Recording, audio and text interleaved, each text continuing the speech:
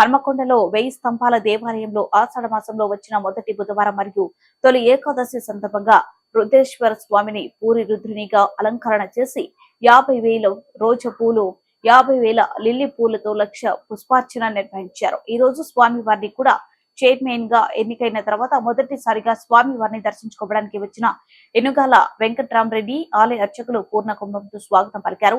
అదేవిధంగా కాజీపేటలో శ్వేతగణపతి దేవాలయంలోని వెంకటేశ్వర స్వామి దేవాలయంలో భక్తులు ప్రత్యేక పూజలు నిర్వహించారు. ఈ కార్యక్రమంలో ఆలయ అర్చకులు పాల్గొన్నారు.